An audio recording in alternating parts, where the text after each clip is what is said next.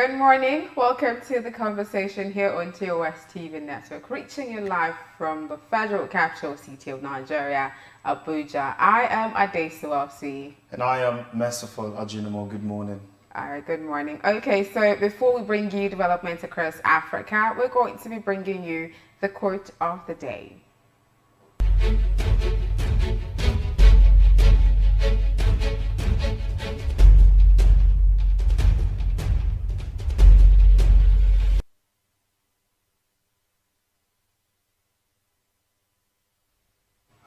Yes, that was Eleanor Roosevelt saying, every day is there, it comes with new opportunities and it's a fresh start. You can start over every day. All right, we're going to go on a break, and when we come back, we'll be bringing you developments from across Africa. TOS TV Network mobile app is now available. You can now catch up on our breaking news, stream our programs live,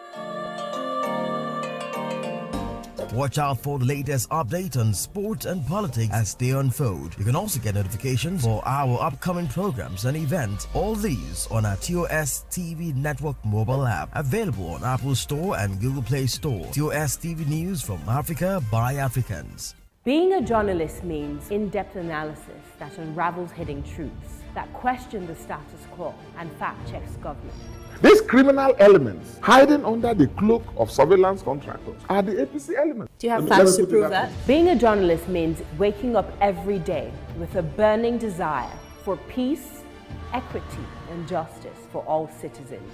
We're being told that the choice you have is to take the lesser of two evils. It means patriotism via the prism of objectivity and accountability. It means giving my platform to the masses to discuss issues that matter to them.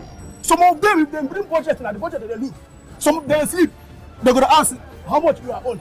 I have it. Thereby shaping government policies and laws. My name is Osasu Igbenegbu, and I am the People's Journalist. Welcome back. We move straight into development across Africa, starting from a very, encouraging and interesting news. Flutterwave is now worth $1 billion. An African-focused payment company, Flutterwave, on Wednesday announced that it has secured $170 million from a leading group of international investors to expand its customer base in existing and international markets and to develop new products. With this, TOS News guided that Flutterwave could consider a New York listing. Chief Executive Officer and co-founder of Flutterwave, Olugbenga Agbola, said, "We may consider the possibility of listing in New York or a possible dual listing in New York and Nigeria."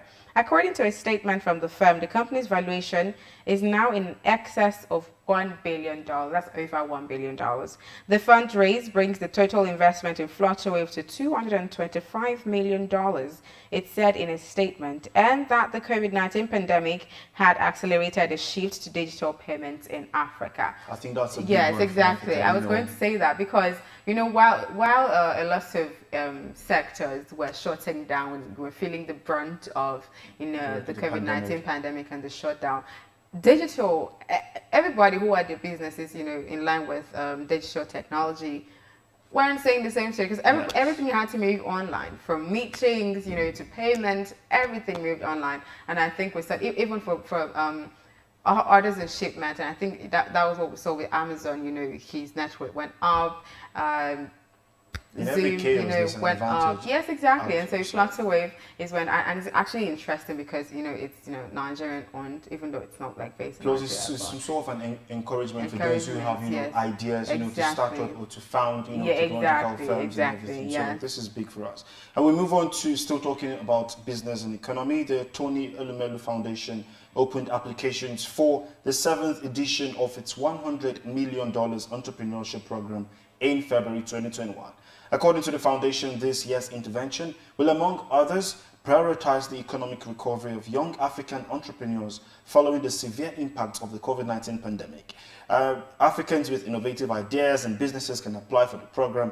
Tony Elumelu Entrepreneurship Program is arguably Africa's leading entrepreneurship program that seeks to empower African entrepreneurs. It is a brainchild of Tony Elumelu, Nigeria's billionaire, and chairman of United Bank for Africa. Yes, exactly. I followed the Tony Elumelu, the entrepreneurship program for quite some time, and it's amazing what it does for startups across Africa. Even I know Tony Elumelu is Nigerian, but like you see startups from Angola, from Ghana, from different parts of Africa come together, then mentor them, train them, mentor you, and then give you funds to start a business. It's quite encouraging, especially, very, very encouraging. Yeah, it happens every year. Every so people year. with ideas, those who is saying we're looking for platforms to start up something. So not just platform, but also, the mental skill, because they get to not just give you money or give you a platform, they nurture you. And then even when you're done with the program, you still have, mentorship. It's quite interesting, even though you have to apply, your idea has to be, of course, good, exactly.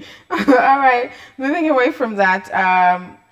So this one says oil prices surge above $70 per barrel on Monday, the first time since the COVID-19 pandemic began, following drone and missile attacks on Saudi Arabia's oil facilities on Sunday. Brent crude futures for May hit $71.38 a barrel in early Asian trade, the highest since January 8, 2020, and we're at $70.96 a barrel at 6:11 GMT, up 2.3%. US West Texas Intermediate crude for April rose $1.47 to $67.56. The front month WTI price touched $67.98 a barrel earlier, the highest since October 2018.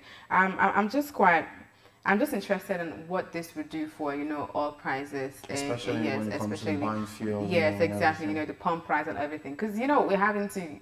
I think it was just last week where you had to deal with proposed price hike and all of everything that comes with that, and now having to hear this, we're hoping that it doesn't trickle down and affect the end users like you or me. Exactly.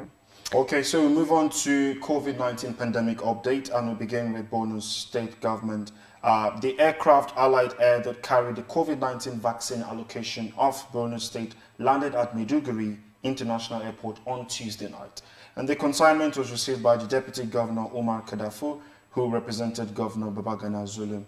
So this is still, rolling out the vaccines for state, and Borno State have had theirs now. So exactly. Of course, the indigents and the people there will be hopeful, saying when we get our vaccines, just fingers crossed to see what turns out at the end of the day. Exactly. But while we're crossing our fingers to see what happens, I hope we're going to have sensitization programs across the country, because I know quite a number of Nigerians are still not open to taking the vaccines. You understand? They still don't trust it, they don't trust what the government is saying about the vaccines. So we'll still have, lots of sensitization program. As one doctor said earlier, that, I think it wasn't just a doctor, it was before the shipment started to arrive in Africa, there were speculations that, it's not safe for use in Africa. And then, when South Africa said the AstraZeneca vaccine did not even work for them, so it kind of still dampened the faith of people. And I will recommend, a sensitization program that can be done in different languages, especially when it affects northern Nigeria. Yesterday we're talking about education and people knowing what's happening and stuff. Exactly. So if they can do it in different languages and stuff, people look, this is a vaccine, it's meant to prevent and everything. I mean, we've taken malaria vaccine, we're taking polio vaccines, and lots of those were actually not manufactured here in Nigeria. So you should just, after testing vaccines to know that they're safe, then sensitization program to encourage people to take the vaccine, and then we move on from there. So when are you getting vaccinated this one? After all of this process has been completed. Okay. All right. Having said all of that, we're going to go on a break, and we'll be bringing you our COVID-19 updates from across Africa. Please stay tuned. North to South Africa,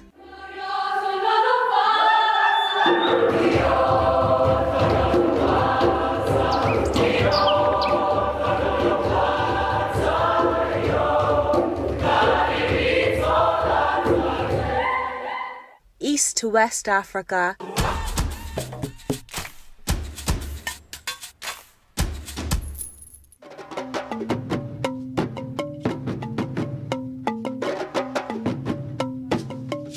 TOS TV Network is your digital-first Pan-African news network, bringing you news from across the continent. Visit our website www.tostvnetwork.com and follow us on social media at TOS TV Network on Instagram, Facebook, and Twitter. Watch us on television, channel 138 on TSTV Africa.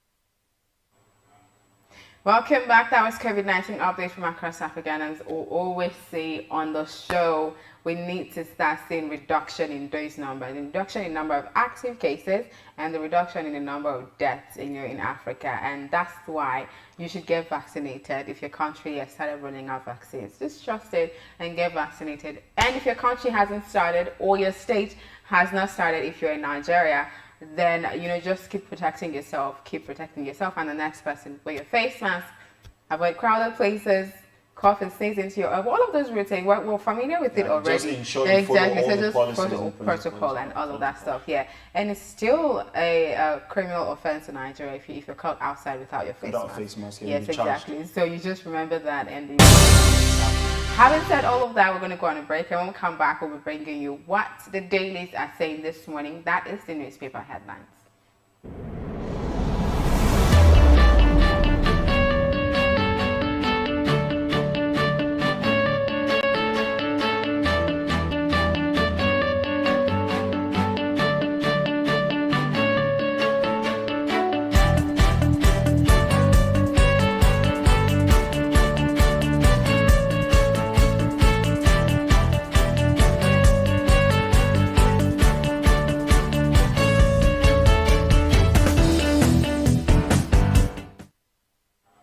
Welcome back. Don't forget you can be a part of the conversation. Just follow us across all social media platforms.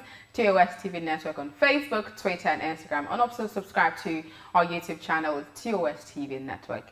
And also check out our website www.tostvnetwork.com. All right, moving straight into the newspaper headlines for this morning. I'll be starting with the Blueprint newspaper. Starting from the very top of the Blueprint. Bandits attack another Zamfara school, kill 13. The rider under that, we must use force against bandits. That's coming from Kaduna State Governor El Rufai. And under that, Sterling Bank assures Cross River on health insurance scheme. Those stories are on page 5 and 6 of the Blueprint. Beside that, we have Niger Governor blast aid as local fishermen identify bandits route. And then under that, Akwa Ibom ex-militants warn oil cause maltreating host communities. That story is on page 7. Now moving over to the very gaping headline on the Blueprint newspaper. For minimum wage, Labour storms NAS, threatens country's lockdown. First rider says, insist wage must remain on exclusive list. Bill won't see light of the day. That's coming from lawmakers in Nigeria. And government won't negotiate with street dancers. That coming from PGF boss. That story is also on page 6.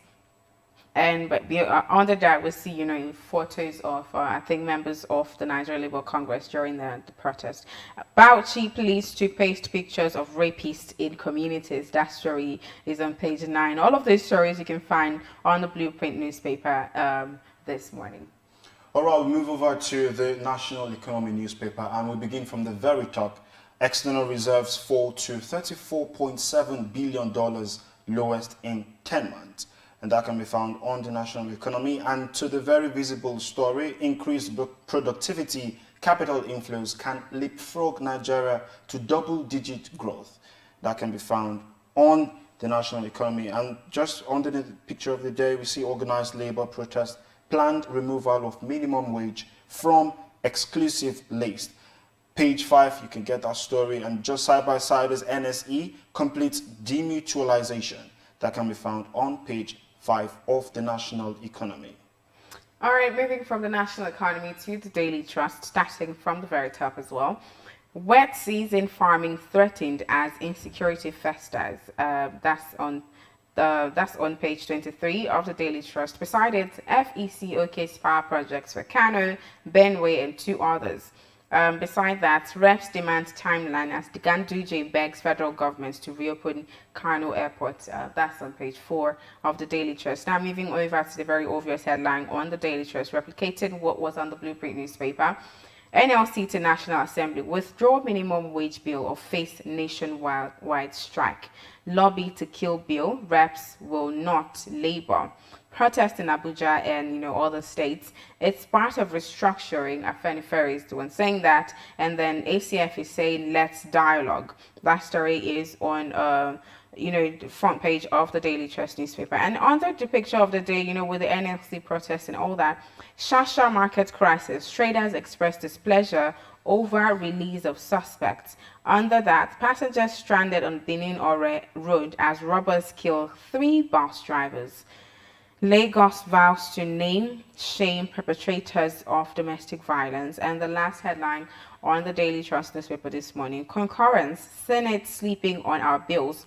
That's coming from, the representative House of Rep. Those stories are on the Daily Trust newspaper this morning. And then we go on to the Daily Times, and the very top story on the paper, court declines to unfreeze Shell's bank account. And then to the very gaping headline, a story that has, received so much controversy, has been on spotlight for 2 to 3 days. Ownership of £4.2 million seized by UK from Ibori ignites more controversy. You can get the story on page 2 of the Daily Times. And underneath the picture of the day, we see Constitution Amendment, National Assembly to include gender parity in Constitution Amendment. Story can be found on page 3. And talking about subsidies, Senate probes PPPRA over missing 120 billion naira subsidy money. That can also be found on page 3. And talking about Nigeria Labour Congress protest, NLC storms national state assemblies, rejects bill to decentralize minimum wage. We can find our story on page 10 of the Daily Times.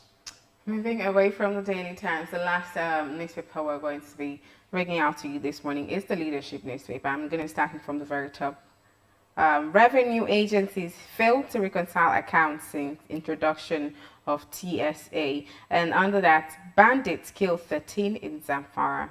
That story is on page 6. Royal fathers demand Council of State membership. And beside that, Kaduna, that story is on Kaduna. Insecurity cuts across ethno-religious divides. That's coming from the governor, El Rufai. Now to the very, the biggest headline on the Leadership newspaper. 16 states take delivery of 1.8 million doses of COVID-19 vaccine. The first rider, Lagos, Kano, Kaduna take lion's share. NSCIA affirms safety of vaccine, and then the Christian Association of Nigeria is saying we won't force anyone to take it. Then the last headline on the Leadership newspaper, minimum wage bill, Labour threatens to shut down Nigeria as protests rock Abuja and states. That story is continued on page 7 of the Leadership newspaper this morning. These are all of the headlines, but before we continue, I'm sure you could tell I was quite saddened by some of the stories that were on replicated across the front pages of this newspaper. The first one is the issue of the minimum wage. We don't know the full story yet, but it's just a simple plea. It's just something that I think it's humane. Minimum wage is set at 30,000 naira. It's just saying that's the minimum you should pay any person working in Nigeria. The sad thing is it has lasted for months, for years. Yes, exactly. Like, we've had this cry over and over again, but still, we're still seeing it as a big story on it's not supposed to be that big of a deal. In a time where we're crying about inflation rate, we're crying about things, price of things spiking. How decent or indecent? And the ironic part of this is, all this fight is for the masses. For the masses, now, exactly. When we begin to protest, or when NLC begins to, say, shut down things, it's still the masses that will suffer. That will suffer. So we're still, at the receiving end of all of this. And I don't know why it has not been implemented yet. And I think some states actually implemented it, but a larger proportion of states had not implemented it. And I don't know if they were waiting for disbursement of loans from the federal government. But it's just there. It's just clear. Minimum wage, 30,000 naira. I think it's decent enough. It's very decent enough. So why are you now saying that you're going to take it off the priority list because like it's not priority. That is very sad. Very and sad, another actually. one is the replicated issue of bandits, Yeah, attack another insecurity village issue. and then kidnapped Kidnapping another, and killed stuff another. happening, It's quite abductions. sad. I'm just so tired of hearing all of like every time I come on the show and I read the front Maybe a page story of of the someone newspaper. taken, There's always abduction, someone kidnapping, taken, everything. someone killed. It's tiring and it's exhausting, and I just think and I just pray that something is done and we just win the war. As it against stands, the insecurity at priority this point. from my take, personally, I believe priority for Nigeria should be security. Exactly. Because we can't be having an issue where people will not be free to go about Exactly, their daily it's lives. just so the state. Nothing else matters. Exactly. Life is very because important. with security comes peace, comes when people are protected, they can go Every out other to thing, work. we can even Everything fight that about follow. minimum wage or fight about Exactly, any you've other got, issue that comes on, but and this then is it's very affecting important. education. And these are children that are going to school that are being kidnapped. It's traumatizing, not just for even their families, but for the children. But as then well. again, the cabinet was changed. So why are we not? Are we saying that we're supposed to give them like 2 to 3 months or 4 months before we start seeing results? I honestly, if they can come out with a plan, maybe we can follow them and say, oh, we expect this. Exactly. But So they again, should it's a also be security issue, so exactly. they may not spell out the plan for Spell out everyone. But the we just plan, hopeful but- that all these things come to an end exactly as soon as possible. That's all we're praying for, that Nigeria becomes a state that's actually safe to live and work in, and so people don't start considering options of running away. run away. If I have to trek to the desert if I have to and swim. cross the Mediterranean, I would do it as long as I get away. It's quite sad. All right, that's so much that we can take on the newspaper headlines for this morning. We're going to go on a break, and when we come back, I'll be taking you through what's trending on social media today. TOS TV Network mobile app is now available. You can now catch up on our breaking news, stream our programs live. Watch out for the latest update on sport and politics as they unfold. You can also get notifications for our upcoming programs and events. All these on our TOS TV Network mobile app, available on Apple Store and Google Play Store. TOS TV News from Africa by Africans. Being a journalist means in-depth analysis that unravels hidden truths, that question the status quo and fact-checks government. These criminal elements hiding under the cloak of surveillance contractors are the APC elements. Do you have Let me facts to put it prove that that? Being a journalist means waking up every day with a burning desire for peace, equity, and justice for all citizens. We're being told that the choice you have is to take the lesser of two evils. It means patriotism via the prism of objectivity and accountability. It means giving my platform to the masses to discuss issues that matter to them. Some of them, if they bring budget and the budget they look, some they sleep. They're gonna ask how much you are on. I have it. Thereby shaping government policies and laws. My name is Osasu Igboneja, and I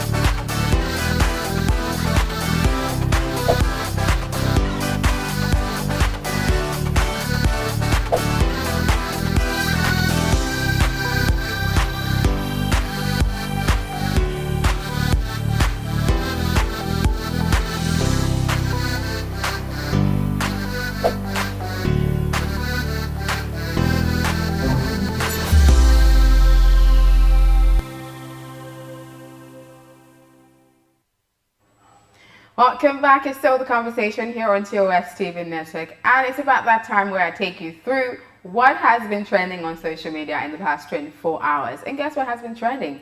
Ghana card. Okay, so here's the story. President of Ghana, Nana Akufo-Addo, has announced that Ghana's national ID card, the numbers will now be used as tax identification numbers social security numbers, and national insurance trust numbers. So if you have the Ghana card, you can use the PIN or the number on the card for all of these purposes. And according to him, the government has enrolled 15.5 million people onto the national ID card system known as the Ghana card and promised to complete the process this year. So the national number or the identification number replaces the TIN number with effect from April 1st, 2021. Now I'm going to take out, before I, give my reaction to this, because I come itching to give my reaction, I'm going to read out some tweets, to that effect. The first one is from @PK Adade.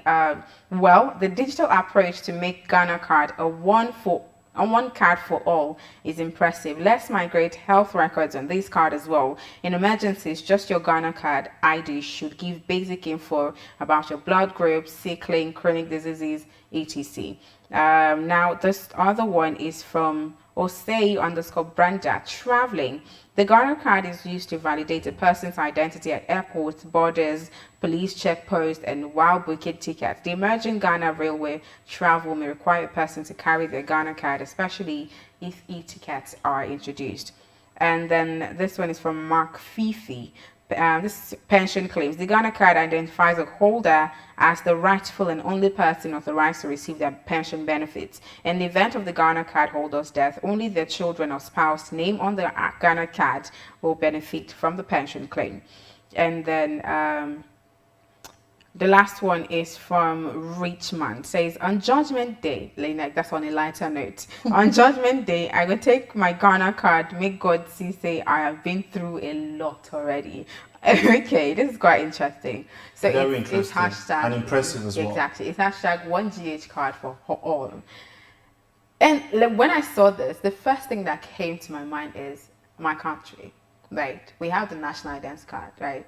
They've been advocating for get your name, but the name cannot be used for more than what's stated for identity. Then you have to get your for voters registration. You have to get another card. We were going to do SIM registration, and then they had to generate another. So it was like. And for all these processes here, yes, for all these very strenuous processes for real. And I'm like, so why can't we? And it's not as though it's not possible. It's not as though they haven't actually thought about it. But I'm not sure why Nigeria, where we're reaching in life from, Nigeria has not actually thought about using the national identity card for multi-purpose, right? If you could use your national identity card as a social security number, for your tax identification number, for whatever purpose, so you just have one card and it is replicated across, it makes life easy for people. Yes, because even in the US, you just have that social security number. You can use it for whatever that you want to do, right?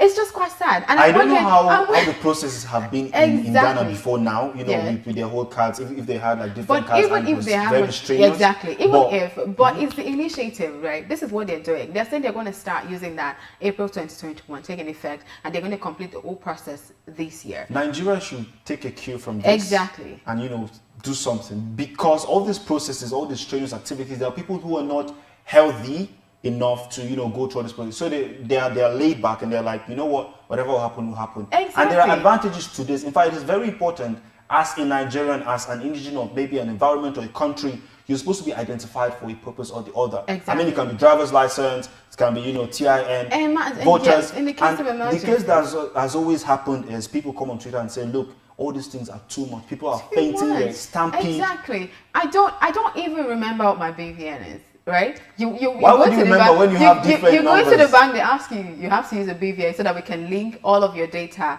to your bank account. It is the same capture process. It is the same, what's it called? Verification process you have to go through. Biometrics. And biometrics. Everything is there. Right? And then you go to this, you want to get your national identity, you have to do another biometrics to generate another number for as your national identification when number. The BVN thing came up, exactly. When the BVN thing came up, I was thinking, because to an extent it made things easier, when you link your banks and everything, people don't have to ask, what bank do you use? They would just get your BVN and check everything. So I was thinking it's a step towards, uniforming like everything that's happening. But then again, we still have an issue of NIMC. NIN, people have to queue and get. They even said all the information you have gotten from me in all these years is still the same thing. Even with driver's license, you have to get another one. It's like there's always a back and forth. And my age is still my age. My name is still my name. The information is still the same. Your thumbprint, your fingerprint, everything is still the same. So we just cannot. It's quite sad. I'm waiting to see what Nigerians, because there's always a Nigerian Ghana riffle, especially on Twitter. Yeah. Nigerian there's Ghana. An energy, people back to tweet what's happening, what's up. I'm waiting to see what Nigerians are going to say about this whole one JH card for all. All right, that's the much you can take on the social media segment. What's trending on social media segment of the conversation. Remember, you can be a part of the conversation. Drop your comments on our social media platforms. It's TOS TV Network on Facebook, Twitter, and Instagram. And of course, you can check out our website at www.tostvnetwork.com. All right, it's about that time where we go on another break. And when we come back, we'll be taking you through the meat of the conversation. That is the big story.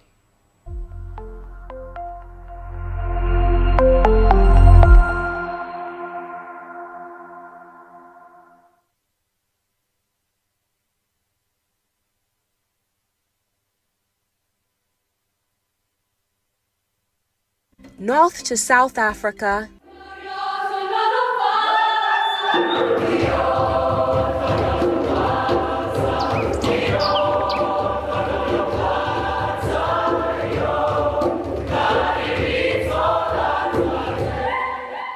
East to West Africa,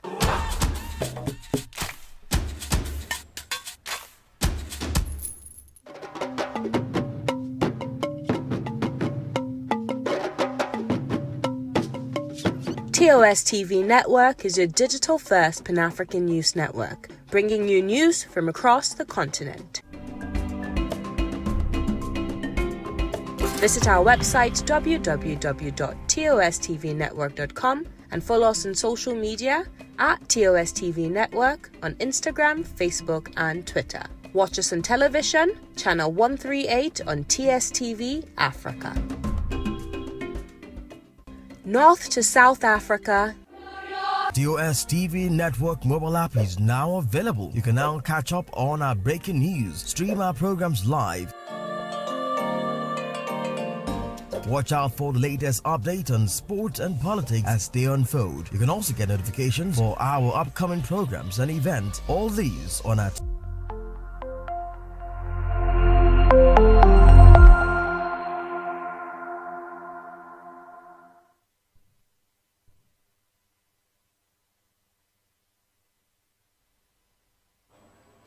You're welcome back. It's still the conversation, and now we have the big story, the main crux of the program, the conversation. The social media went agog, 2 days ago when the British High Commissioner to Nigeria, Katrina Lang, announced the return of £4.2 million recovered from Ibori James, the former governor of Delta State, and his friends. Furthermore, reactions, trailed the story when the Attorney General of the Federation, Abubakar Malami, explained on Tuesday why the loot recovered from former Delta State governor will be used for federal project. Now, this has generated a lot of reactions from Nigerians, and the funds set to arrive in the country within 2 weeks are expected to be used for the construction of the second Niger Bridge, Abuja-Kano Road, and Lagos-Ibadan Express Road, and not returned to the Delta State government where it was pilfered from. Join me on this program to discuss this matter is a legal practitioner, Blessed Amiolemen. You're welcome to the program, Blessed. Thank you very much. Good morning. How are you? I'm fine. How are you doing? Good, good. Thank you very much. So, very quickly, some legal practitioners and also some people have, raised some questions and shared their opinions on why not returning the loot to Delta State. Do you think it's just? Is there something that can be done about it? What's your reaction towards it? Okay, generally itself, we must state that by all standard, there is no general law that stipulates as to how that money is to be used or shared itself. This is as a result of the fact that the federal government of Nigeria has the sole responsibility to negotiate with foreign countries in order to recover looted funds that are saved in foreign banks. Yeah, exactly. And so, which of course it means that the federal government would have to use its resources, its manpower, every single thing that is within its power to recover that said loot. Be that as it may, as it stands in the Ibori case itself, that money is not a federal government's money. That money itself is a state government's money. And if it's a state government money, by all standard, what the federal government would have done is to actually transfer the money to the state government, that is Delta State government, and then monitor how it is being used. That is what ought to have been done. But like I said from the beginning, there is no law to this effect currently. So it's actually a lacuna in our jurisprudential system. It's a huge lacuna in our jurisprudential system, and it therefore means that what this Delta State government would have to do is to take the federal government to court for the court to give a formal interpretation, you understand, and directive as to who gets what, or both the state government, that is the Delta State government, and the federal government can have a roundtable discussion as to how the money ought to be used. But federal government sitting down to determine how the money will be spent after it has been recovered itself is not the right position. It's not what they are supposed to do at this point in time. By all standard, while Melami itself, the AG of Federation, may be right in one area, but by practice itself, what ought to be done is that both parties, that is the state government and the federal government, should sit down and discuss, deliberate as to how the money ought to be used, because whether they like it or not, the money was not looted out of the federal government coffers. It was looted from the state government coffers. Now, notice that two states in Nigeria have consistently generated their internal revenues and funds, that is Lagos and Ogun State. Doesn't that mean that the rest of the states, including Delta State, gets its funds from the Federation Account Allocation Committee, which is still the federal government? Yeah, we must balance the equation that the money that is generated internally from each state is generated from the state and then transferred to the federal, for the federal to then disburse equally to each state according to their level of productivity or level of internal generation of revenue itself. So meaning the money that goes to federal government from the state is not federal government's money, it's the state government's money. But just for administrative purpose, that's why they give state government, and for so that then the state government will then disburse back to they give to federal government, and the federal government will then disburse back to state government, so that each state would have resources, especially the less productive states, will have resources to be able to run the entire federation itself. But in a proper federation itself, each state is supposed to, the money, the revenue they generate, they are supposed to use that revenue to run their state, without then maybe give a token to the federal. I get it now. So yes. If we have that in place, combining same with that of Ibori's case, the money itself, by all standard, belongs to the state government, which is the Delta State government. And then, yes, the money may have been dispersed by federal government to the state government, of course. But what's there is that, but who owns what? The moment the money is dispersed to Delta State government itself, that money no longer becomes that of the federal government, because it was not generated by the federal government. It was only disbursed by the federal government after it was disbursed by state government to federal. My question now is, though, you have said that the federal government has no claim over the recovered loot, but I do know that when James Ibori was being tried, Delta State has said that they weren't looking for any money. No money was missing, right? They were incorporating with the EFCC. They said no money was looted from their state. So technically, the federal governments do have a right to this money, because if no money was looted from the state, why are we returning the money back to Delta State, right? Okay, hold on. Let me come back this way. First of all, Ibori was never the president of the Federal Republic of Nigeria. So meaning he never had the keys or the passwords or the codes to Federal Treasury. Okay, but the thing is, the federal government, right, were the ones that went back and forth with having to recover the money and bring it back to Nigeria. My question now is, if Delta State has said that they weren't looking for any money, no money was missing from the state, and then $4.2 million or pounds rather was recovered from Ibori as looted from Delta State, but the state has said no money was looted from the state. So why return the money? Yeah, so why return the money to the state where they said no money was taken from the state and didn't actually cooperate with investigation? That's my question. Okay, is there any legal standing? Yes. Is there any legal standing? Yes. First and first, that statement is political. It is not legal. Okay. That statement is political. It is not legal. Okay. The reason why I said it is political because of the fact that the person that Ibori left in office was also a PDP person, which is more or less like his party. Yeah. Exactly. So that statement was more or less a political statement and not a legal statement, because by all standard itself, Ibori was the governor of Delta State. Ibori was the chief executive officer of Delta State, had the keys to the treasury of Delta State. And then if an international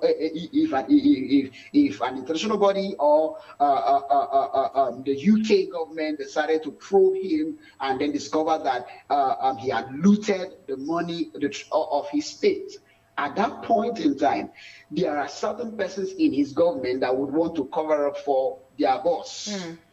Exactly. That's why I said it's a political statement and not a legal statement, that we want to cover up for their boss. And then he was tried, found guilty, sentenced, he served his term, and then now the federal government has used its power to recover the said looted funds. So that I said that he does not, that a party says that there is no money missing in their state, and then an international body tries the person and found him guilty, and then discovered that money they're missing, there are certain funds that were taken out of the state treasury and all that. Because don't forget that the persons that are making this particular statement are also trying to cover up their own tracks. Are you getting it now? Because they must protect their boss and they must also try to cover their own tracks.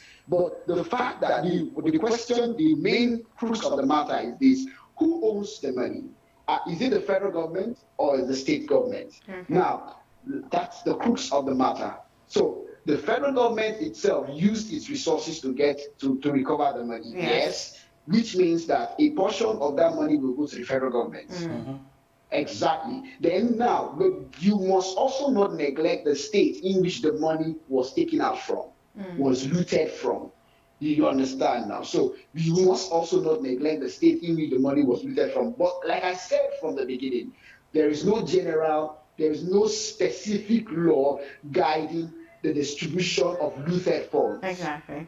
Okay. There is no specific law currently guiding the distribution of looted funds, because it's a lacuna in our laws for now. Okay. So it is now left for the court to actually make a proper pronouncement as to who gets what and how it should be distributed. So sorry, 1 minute. What would you say now that the federal government of Nigeria should do at this point? Return the money, or just figure out a way to share or disburse between both the federal government and the state government? What should the federal government do at this point? At this point in time, what the federal government should do is to have a roundtable discussion with the current Delta State governor, and then, of course, using all government apparatuses to ensure that all parties itself are properly taken care of. First thing first, the money itself, how should it be disbursed? One. Number two, itself, what should the money be used for? And then who are the people that are supposed to be in charge of these funds? Yes, the federal government wants to use the money to do various federal government projects and all that. Yeah, we understand that. But however, itself, you must also not neglect the state that the money was looted from. So the federal government should have a roundtable discussion with the state government, and then with the Delta state government, and let them ethically think about the way forward on how to actually use the money for the people and for the productivity of the state and that of the federal government. Okay, so at this point, this is not the first time we've had, loot that have recovered from outside the country, and people, Nigerians, are over the internet saying, how is this money being shared and everything. So now you've spoken about how we resolve this case. Going forward, are there ways you think the leaders can be transparent and accountable enough that we can, for any loot that's going to be coming in the future, we will know that yes, there's something, that there's a way we can see it or anything. Do you have a way forward to that? Of course, there's what's called Transparency International itself. And then in fact, as it stands, each government, whether state government, federal government, are supposed to be transparent as possible. For example, if we are going to receive 2.2 billion naira as a recovered loot itself, first thing first, in which account is it going to be paid into? One, at what point in time will the money be paid? Are we getting it now? Yes. And then how is it going to be disbursed? Then these things, the federal government must constantly give the people proper reporting. And then each person that is supposed to watch over the said funds are supposed to be accountable as possible and transparent as possible. Because we know that corruption has eaten deeply into our system in the nation. And then that itself, the government can give you a figure, and when you really do more investigation, you discover that that figure itself is not the right figure. Sure. So it's necessary that we must all come out and say, this is our nation. And then this is the amount we have recovered. And we do the math and discover that that is actually the amount that was recovered. This is how we are going to disburse the money or spend the money, because we shouldn't recover loot and then start sharing money just like that. We should recover loot and then start thinking about capital intensive projects that will last the next generation to come. Okay. Just an aside, just like some sort of digression. Is there, if the money were to be sent to Delta State government, is there any capital project you think can be done? Yes, and to answer that, while you're answering that, my question is, I'm more interested in the legal standing here. Can the federal government, or is the federal government allowed to use monies meant for the states? Like if you're supposed to return the money to Delta State, are they allowed to use it for federal projects? Okay, if they're allowed to use the monies recovered from looted funds from state governments for federal projects, for federal projects. Yeah. By all legal standing itself, money that it belongs to the state are supposed to be given to the state, and the federal government are not supposed to use same for federal projects. By all legal standing, there are plethora of laws to that effect. Okay. So, however, itself, where the money that is recovered for foreign looted funds, that is locally but foreign looted funds, recovered into the Federation of Nigeria, and then it was because of the fact that the federal government is the only institution that has the legal right to negotiate with another foreign country. Yes. Exactly. They are the only ones that have the legal right to negotiate with another foreign country in order to recover looted funds. Don't forget, they will also spend money, they will spend resources, human resources, and all that in order to recover that said fund. So that means that there's going to be a sharing formula. There's going to be a sharing formula. So, but by all legal standard, federal government has no rights to use monies belonging to state government to do federal projects. Okay. Now answering the question why I asked the question is because some Nigerians came on Twitter and asked, like, is there like a priority list? Because monies have been disbursed for the same project that was itemized on Twitter by the federal government, the Abuja Kano Expressway, the Lagos, and we're asking, is there like an attention that's needed in Delta State if this money is to be returned to Delta State that is more important than this project? Yeah. than this particular project. Yeah. Delta State government itself is actually a developing state. It's not a developed state, meaning that there are still a lot of projects to be done within the Delta State axis itself. So the best person that can put an answer for this is the executive governor of Delta State. Okay. The executive governor of Delta State would have to meet with the federal government and then give them a plethora of projects that they're supposed to do. And they are already started doing. However, they will also need these resources to be able to complete those projects. Okay. All right. Thank you so much for joining the show this morning. It was such a pleasure to have you. Yeah, thank you. It's my pleasure also. Thank you very much. You're welcome. You're welcome.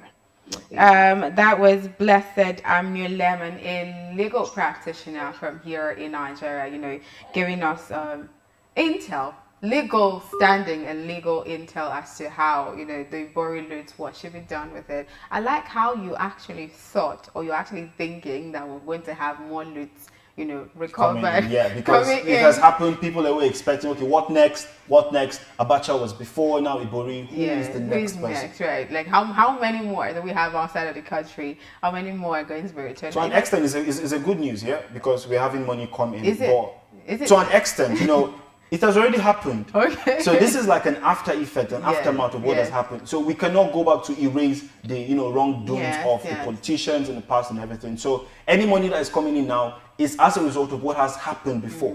So yes, my fingers are crossed for all of this money to enter, but let the monies be done, be used for good projects. And let it be done transparently and accountably. Like, we can see what you guys are doing with the money. We can see what you guys are doing with the money. All right, that's so much you can take on the conversation this morning. As we always say, don't forget to follow us across all social media platforms. It's TOS TV Network on Facebook, Twitter, and Instagram. And also check out amazing lineups of programs that we have for you on our YouTube channel. It's TOS TV Network. Also check out our website, www.tostvnetwork.com.